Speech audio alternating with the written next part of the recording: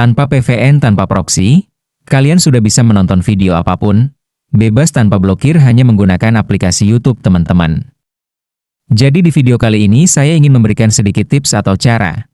Bagaimana caranya agar kita bisa menonton video-video privat atau video yang tidak diblokir hanya dengan menggunakan aplikasi YouTube teman-teman. Tapi sebelum ke tutorialnya, saya ingin berpesan agar teman-teman bisa menggunakan ini dengan bijak. Oke, untuk langkah pertama kita masuk saja ke aplikasi YouTube teman-teman. Langkah selanjutnya, kita ketuk profil kita yang ada di pojok kanan bawah. Kemudian kita masuk ke menu setting teman-teman. Selanjutnya, kita masuk ke menu settingan umum. Sekarang kita masuk saja ke menu lokasi teman-teman. Nah, di sini banyak sekali lokasi negara yang bisa kita gunakan teman-teman. Sebagai contohnya, saya menggunakan negara Arab Saudi ya teman-teman. Selanjutnya, untuk menu settingan yang mode terbatas ini kita nonaktifkan saja teman-teman. Langkah selanjutnya, kita keluar saja dari aplikasi YouTube-nya teman-teman. Kemudian kita masuk saja ke aplikasi Google Chrome teman-teman.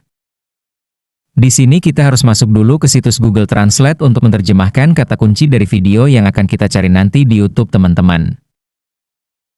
Nah, untuk translate-nya saya setting dari bahasa Indonesia ke bahasa Arab teman-teman, karena settingan lokasi yang saya pakai di YouTube tadi menggunakan negara Arab.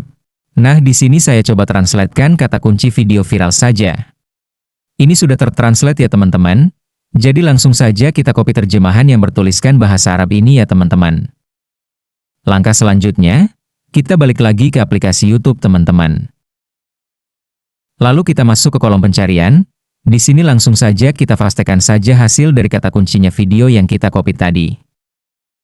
Nah, maka semua judul video dari hasil pencarian kita akan menggunakan bahasa Arab teman-teman.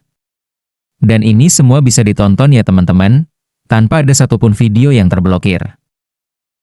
Oke, jadi caranya seperti itu ya. Sekian dulu tutorial dari saya, semoga bermanfaat, sampai jumpa di video selanjutnya.